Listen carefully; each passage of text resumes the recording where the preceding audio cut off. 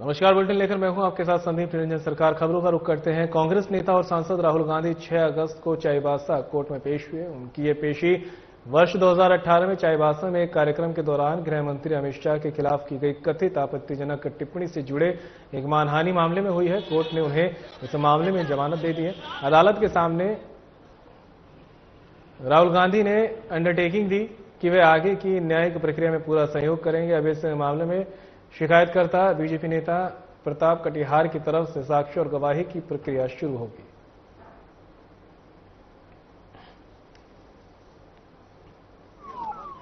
बढ़ाते हुए उनको अभी बेल दे दिया गया है और केस को एक्सेप्ट कर लिया गया है।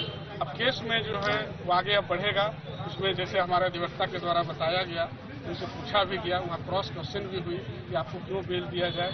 तो उन्होंने फिर न्यायाधीश के द्वारा बताया गया कि आपके ऊपर यह आरोप लगाया गया है कि आपने भारतीय जनता पार्टी के तत्कालीन राष्ट्रीय अध्यक्ष अमित शाह जी के ऊपर टिप्पणी किया था और आपने झूठ कहा है, झूठ की राजनीति करते हैं, ऐसा विषयों को उन्होंने कहा। तो उनसे पूछा गया क्या आपने ऐसा कहा था, तो उनके द्वारा मुकरा गया कि नहीं, मैंने ऐसे नहीं कहा है।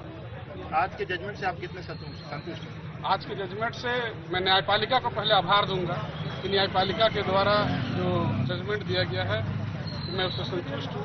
और आगे जो केस अभी चलेगा निश्चित रूप से परिणाम तक पहुंचेगा ये केस, ये मुझे पूरा विश्वास है उसमें व्यवहार में। राहुल गांधी जी ने कोर्ट में क्या कहा, क्या एक्सेप्ट किया कि उन्होंने ये वो बात कही थी या नहीं कही? मैंने नहीं कहा है, ऐसा उनके द्वारा कहा। तो आप लोग द्वारा क्या साक्ष्य प्रस्तुत किया गया? कांग्रेस का जो अपना पोर्टल है जिसमें हर राजनीतिक पार्टी का अपना अपना सोशल मीडिया पोर्टल रहता है, उस पोर्टल पर उनके उस समय के राष्ट्रीय अधिवेशन का जो उनका भाषण है वो क्लिप वहाँ है, सभी लोग वहाँ से देख सकते हैं। और हम लोगों ने भी, मैंने स्वयं भी वहीं से देख करके आहत हुआ मैं, और उसके बाद हमने 2018 में अपने जिला न्यायालय में यहाँ पर केस दर्ज करा। के बाद आज उनको जमानत प्राप्त हुई और जमानत के बाद अभी ये जो केस उनका सब्सटेंस भी करा दिया गया, मतलब आपका जो चार्ज बोलिए उसका सब्सटेंस करने का, तो आगे जो प्रोसेस होगा हम लोग के द्वारा किया जाएगा और उनके द्वारा अगर गवाही लाई जाएगी तो हम लोग के द्वारा उसका हम लोगों को पूर्ण विश्वास है कि हम लोग ये केस हम ही लोग आगे प्रोसेस करेंगे। आगे हम लोग न्यायपालिका के ऊपर पूर्ण रूप से विश्वास है कि ये जो झूठा केस बनाया गया है वो सरासर गलत है। क्या आरोप क्या था? आरोप क्या था? गांधी ने कई बार जो है कोर्ट प्रोसीडिंग्स है, उस कोर्ट प्रोसीडिंग के तहत ही हम लोग जैसे टाइम टू टाइम जैसे एक लॉ का प्रोसीडिंग होता है उसी के हिसाब से हम लोग ये 205 का हम लोग को पिटीशन दिया गया था कि वो पर्सनल क्योंकि उनको समय मिलता है नहीं, इसीलिए ये उनको समय मिलता है नहीं, इसीलिए हम लोग एक 205 का पिटीशन लगाया कि उनके बिहाफ में एडवोकेट अपीयर करके वो आगे प्रोसेस, ये प्रावधान है हम लोग सीआरपीसी के तहत। तो वो पिटीशन हम लोग यहाँ पर खारिज होने के बाद हम लोग हाईकोर्ट गए थे। क्या कार्रवाई हुई है? आज हम लोग से बेल लिए ऑनरेबल हाईकोर्ट के आदेश अनुसार आज हम लोग अपीयर किए। केंद्रीय गृह मंत्री अमित शाह के खिलाफ कथित तौर पर टिप्पणी करने के मामले में कांग्रेस नेता राहुल गांधी को 6 अगस्त को चाईबासा स्थित एमपी एमएलए कोर्ट में व्यक्तिगत रूप से पेश होना पड़ा, जहां कोर्ट ने राहुल गांधी को सशर्त जमानत दे दी है। आपको बता दें कि राहुल गांधी ने कोर्ट में न्यायाधीश सुप्रिया रानी तिग्गा के समक्ष अपनी उपस्थिति दर्ज कराई। कोर्ट में राहुल गांधी ने कहा कि मैंने ऐसा कोई बयान नहीं दिया है, अब आगे गवाही की प्रक्रिया शुरू होगी। कांग्रेस नेता राहुल गांधी को आज चाईबासा एमपी एमएलए की विशेष अदालत सुप्रिया रानी तिग्गा की कोर्ट से सशर्त जमानत की सुविधा प्रदान की गई है। माननीय अदालत ने ट्रायल में सहयोग करने का अंडरटेकिंग लेते हुए जमानत की सुविधा प्रदान की। यह मामला 2018 में कांग्रेस के एक सभा में भाजपा के कथित नेताओं के ऊपर टिप्पणी करने के मामले में मानहानि का मुकदमा दर्ज किया गया था। उसी मामला में आज राहुल गांधी को सशर्त जमानत दी गई है। कांग्रेस के वरिष्ठ नेता राहुल गांधी को मानहानि केस में जमानत मिल गई। झारखंड के चाईबासा में एमपी एमएलए कोर्ट ने उन्हें जमानत दे दी है। ये मामला बीजेपी नेता प्रताप कटिहार द्वारा दायर मानहानि केस से जुड़ा हुआ है। राहुल गांधी के 28 मार्च 2018 को कांग्रेस अधिवेशन में दिए गए एक बयान से शुरू हुआ था, जिसमें उन्होंने बीजेपी के तत्कालीन राष्ट्रीय अध्यक्ष अमित शाह पर विवादित टिप्पणी की थी। जमानत मिलने के बाद झारखंड प्रदेश कांग्रेस प्रवक्ता जगदीश साहू ने कहा कि सत्य की जीत हुई है। जिस प्रकार से भारतीय जनता पार्टी के नेताओं ने षड्यंत्र के तहत किसी सज्जन व्यक्ति के प्रति झूठा आरोप लगाकर फंसाने का काम किए थे, आज बीजेपी नेताओं के गाल पर तमाचा मिलने का काम हुआ है। देखिए, राहुल गांधी के अनेक राज्यों में कहीं न कहीं मानहानि का केस, चाहे वो गुजरात हो, लखनऊ हो, चाहे का नाम है झारखंड हो, क्योंकि राहुल गांधी गरीबों के लिए, किसानों के लिए, दलितों के लिए, ओबीसी के लिए आवाज उठाते हैं, तो भाजपा के कुछ समर्थक लोग कहीं न कहीं केस करते हैं। तो और उस केस में जो चाईबासा का कोर्ट में केस हुआ, उसमें हाईकोर्ट ने राहत नहीं दी, तो हाईकोर्ट चाईबासा के सशरीर कोर्ट में हाजिर होना पड़ा और उनको हाजिर होते ही तुरंत बेल हो गया। मैं एक बात बोलना चाहता हूं इस आपके साधना टीवी के माध्यम से कि आज जो कोर्ट की स्थिति हो गई है, लखनऊ के कोर्ट में भी एक मानहानि का केस था, जिसमें सुप्रीम कोर्ट में उनको राहत तो मिली, लेकिन वहां के जज ने क्या कहा भाई मौखिक में कि जो सच्चे भारतीय हैं उसको लोकसभा में उठाना चाहिए। आपको कैसे पता है कि चाइना ने 4,000 किलोमीटर वर्ग जमीन हथिया लिया है। झारखंड में बाबा के नाम से जाने वाले झारखंड के मसीहा दिशोम गुरु शिबू सोरेन के अंतिम संस्कार के बाद राज्य में चल रहे गठबंधन की सरकार के आग्रह सरायकेला कांग्रेस जिला उपाध्यक्ष ऋषि मिश्रा द्वारा आदित्यपुर में झारखंड सरकार में संयम बरकरार है और राज्य के मुख्यमंत्री को भगवान शिव हिम्मत प्रदान करे। शिक्षा मंत्री रामदास सोरेन जो अपनी जिंदगी की जंग लड़ रहे हैं, उन्हें भी भगवान शिव स्वस्थ कर राज्य की सेमी शिक्षा व्यवस्थाओं को जल्द से जल्द ठीक कराने की कामना की। ऋषि मिश्रा ने कहा कि झारखंड में किसकी नजर लगी है, उस नजर दोष को खत्म करने को लेकर रुद्राभिषेक किया जा रहा। झारखंड 25 वर्ष हो गए हैं और अब जब से राज्य में गठबंधन की सरकार चल रही है, कोई ना कोई गठबंधन सरकार के साथ घटना घट रही है। उससे शांति और राज्य के विकास को लेकर रुद्राभिषेक किया जा रहा है, जिससे राज्य में शांति और राज्य खुशहाल बने रहे। इस दौरान 101 गरीब लोगों के बीच प्रसाद वितरण किया गया।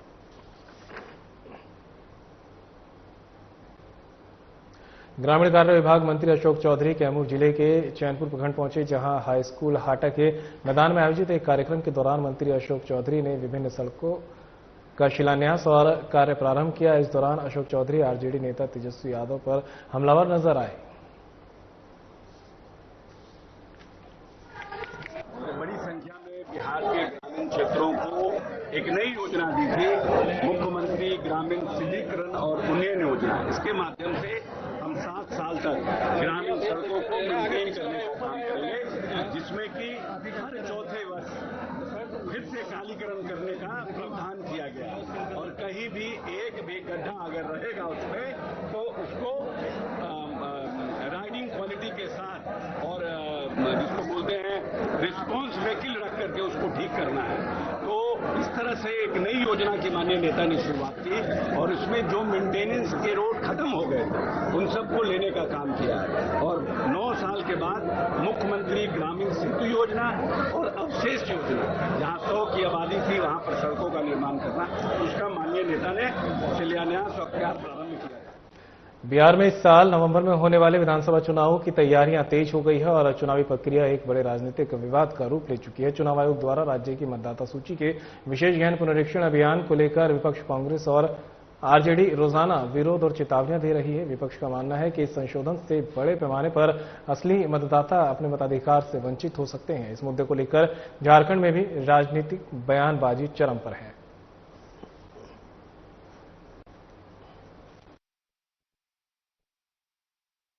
इस देश के नागरिक हैं, हम सवाल किससे पूछेंगे? अपनी सरकार से?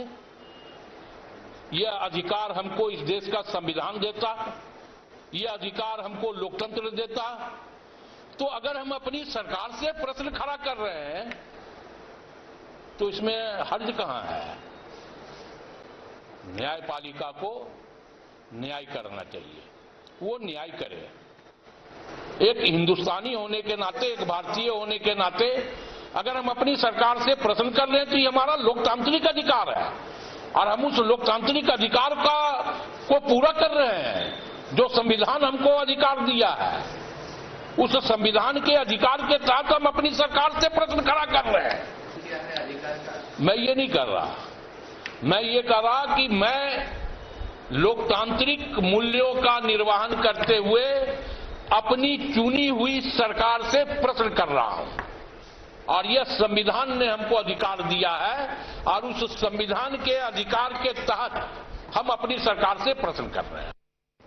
बीजेपी नेता सह घाटशिला से बीजेपी प्रत्याशी बाबूलाल सोरेन की तरफ से जादूगोड़ा मोड़ चौक पर जननायक दिवंगत शिबू सोरेन की प्रतिमा पर माल्यार्पण कर उन्हें श्रद्धांजलि दी और शोक सभा आयोजित कर उनकी आत्मा की शांति को लेकर ईश्वर से प्रार्थना की गई। इधर इस मौके पर उन्होंने झारखंड के जननायक से दिशोम गुरु दिवंगत शिबू सोरेन के अधूरे सपने को पूरा करने का ऐलान किया है और कहा कि उनका सपना 28 जिला को मिलाकर झारखंड अलग राज्य बनने, लेकिन झारखंड में 18 जिला को ही शामिल किया गया है। जल्दी दिवंगत शिबू सोरेन सेना का गठन कर बिहार, झारखंड व बंगाल में बचे कुल 10 जिला की झारखंड में शामिल करने को लेकर बड़ा आंदोलन छेड़ा जाएगा।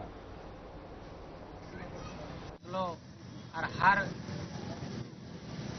गांव-गांव में घूम करके यही प्रचार करो कि गुरु जी का आत्मा अभी शांति में नहीं है। क्यों शांति में नहीं है?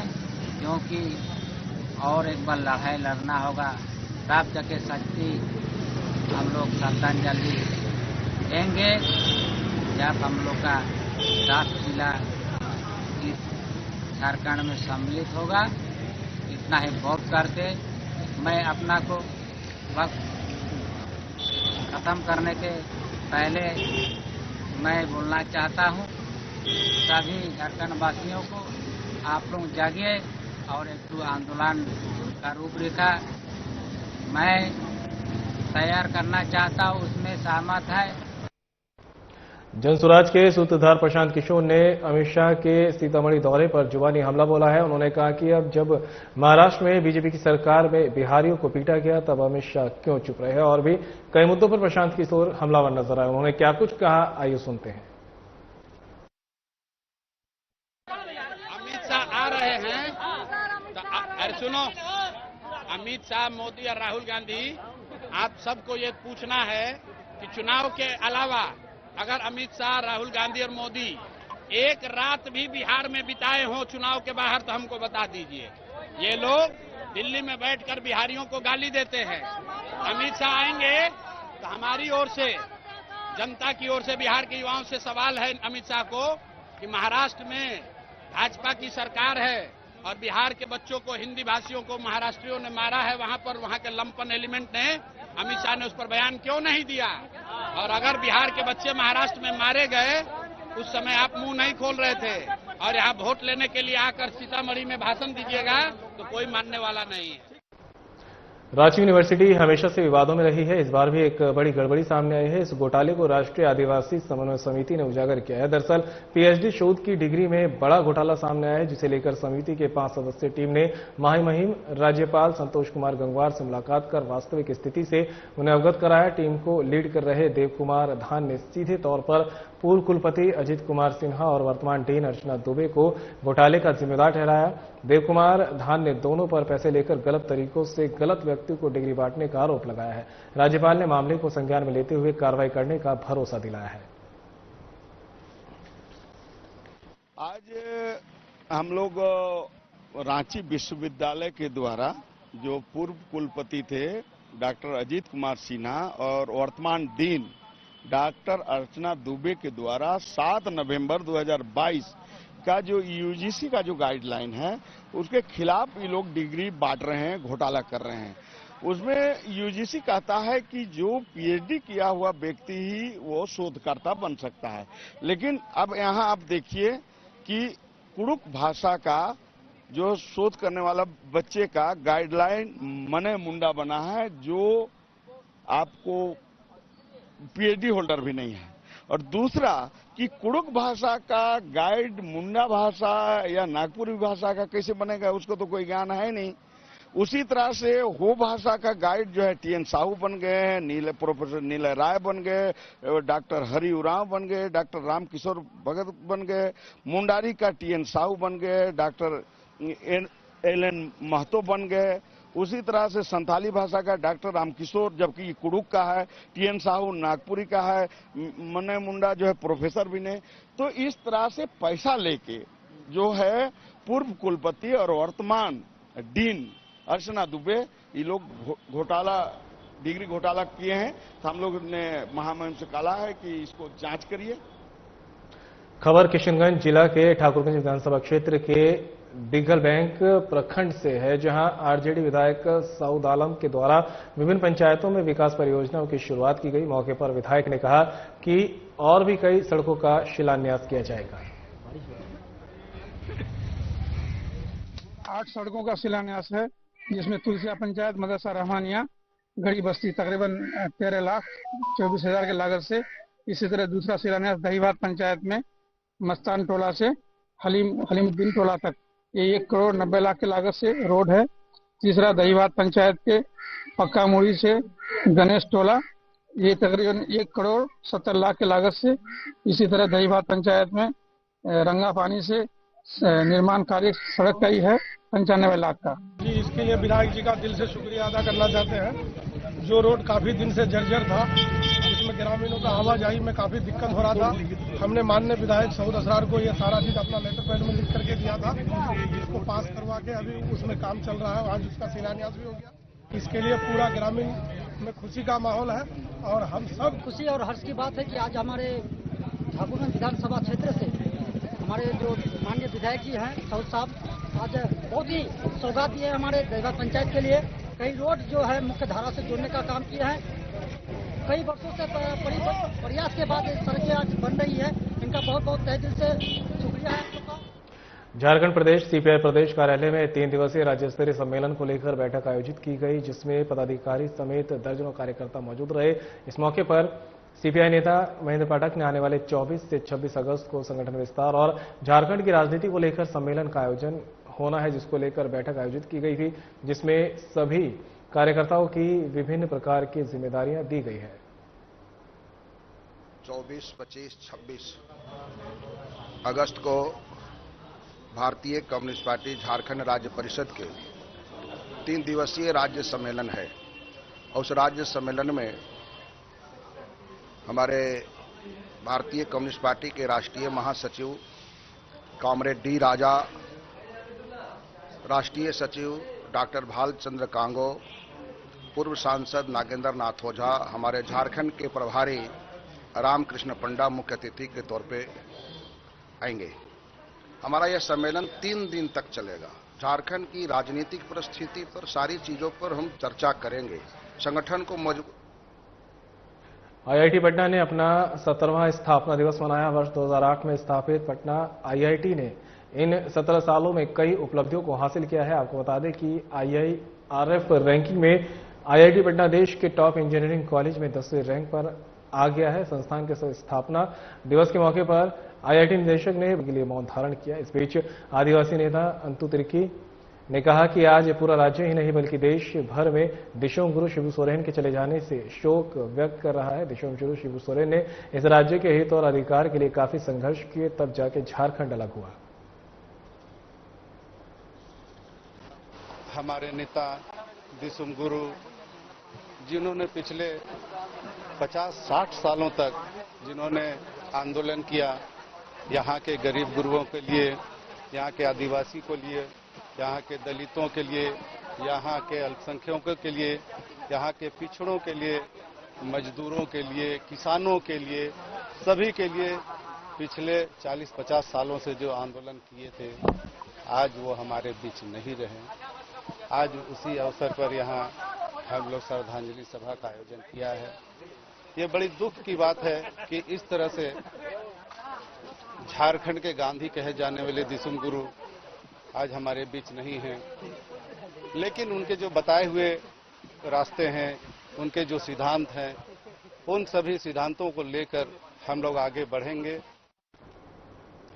नक्सल विरोधी अभियान में गुमला पुलिस को बड़ी सफलता हाथ लगी है। कुछ दिन पूर्व ही पुलिस ने मुठभेड़ में जेजेएमपी के 3 उग्रवादियों को घाघरा में मार गिराया था और इसके बाद बीती देर रात उग्रवादी संगठन पीएलएफआई के कुख्यात कमांडर मार्टिन केरकेटा को पुलिस ने मुठभेड़ में मार गिराया। झारखंड सरकार के द्वारा कुख्यात कमांडर के ऊपर 15 लाख रुपए का इनाम घोषित था। पुलिस को सूचना मिली थी कि कामडारा के पारही चंगाबाड़ी के घने जंगलों में कमांडर अपने 8 से 10 सहयोगियों के साथ किसी बड़ी घटना को अंजाम देने की रणनीति बना रहा है। इस सूचना पर बीती रात विशेष टीम का गठन करते हुए सर्च ऑपरेशन चलाया गया। पुलिस के आते ही भनक लगते ही उग्रवादियों ने फायरिंग शुरू कर दी। तत्काल पुलिस ने मोर्चा संभालते हुए जवाबी कार्रवाई में फायरिंग की। करीब 1 घंटे की मुठभेड़ के बाद उग्रवादी घने जंगलों की ओर भाग निकले। सर्च ऑपरेशन में पुलिस ने एक शव बरामद किया जिसकी पहचान कमांडर मार्टिन केरकेटा के रूप में हुई है। पुलिस ने मौके से हथियार भी बरामद किया है। सूचना यह भी है कि 2 से 3 उग्रवादियों को गोली लगी है।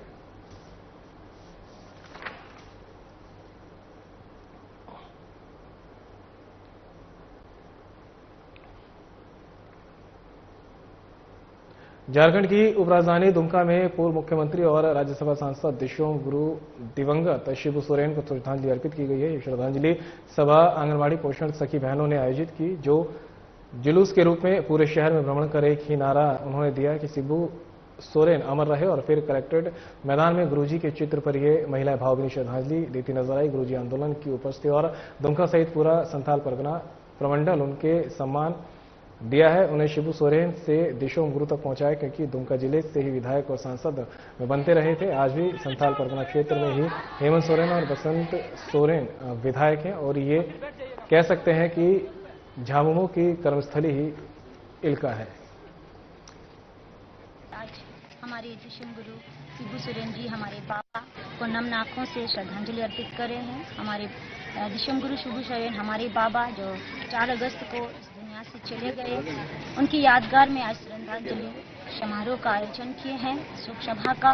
और हमें बहुत दुख हो रहा है कि हमारा गार्जियन, हमारा आदर्श हमसे दूर है, लेकिन उनके दूर जाने के बाद भी उनकी यादें, उनके आदर्श हमारे जीवन में है और हम सबके साथ उनका आदर्श बढ़ते जाएगा। झारखंड प्रदेश आंगनबाड़ी कर्मचारी पोषण सखी संघ जिला दुमका की ओर से हम सभी के अभिभावक, हम सभी के मसीहा, दलित, पिछड़ा, आदिवासी एवं सभी समाज के नेता आदरणीय दिशोम गुरु जी का श्रद्धांजलि अर्पित हम लोग आज कर रहे हैं संघ की ओर से। और आदित्यपुर हरिओम नगर में मां भवानी यूथ क्लब द्वारा इस वर्ष भी दुर्गा पूजा को लेकर भव्य और थीम आधारित पंडाल का निर्माण कराया जाएगा, जो भक्तों को अपनी तरफ आकर्षित करेगा। मां भवानी यूथ क्लब के अध्यक्ष अंबुज कुमार की अगुवाई में हरिओम नगर दुर्गा पूजा मैदान में पंडाल निर्माण को लेकर भूमि पूजन कार्यक्रम आयोजित किया गया है। इस उपलक्ष्य पर वैदिक अनुष्ठान के बीच संपन्न हुए भूमि पूजन में पूजा कमेटी के सदस्य और क्षेत्र के गणमान्य उपस्थित रहे। अंबुज कुमार ने बताया कि लगातार 19 वर्षों से मां भवानी यूथ क्लब दुर्गा पूजा का आयोजन कर रहा है। आज श्री श्री दुर्गा पूजा समिति मां भवानी यूथ क्लब के द्वारा दुर्गा पूजा महोत्सव 2025 के निमित्त दिव्य भव्य पूजा पंडाल के निर्माण हेतु यहाँ भूमि पूजन किया गया है। जैसा कि आप तमाम लोग जानते हैं कि पिछले 19 वर्षों से लगातार 6LF हरिओम नगर दुर्गा पूजा मैदान में माता रानी का दिव्य पूजन अर्चन अनुष्ठान महायज्ञ और पंडाल का निर्माण होता आ रहा है। और इस बुलेटिन में फिलहाल मेरे साथ इतना ही। दीजिए इजाजत। नमस्कार।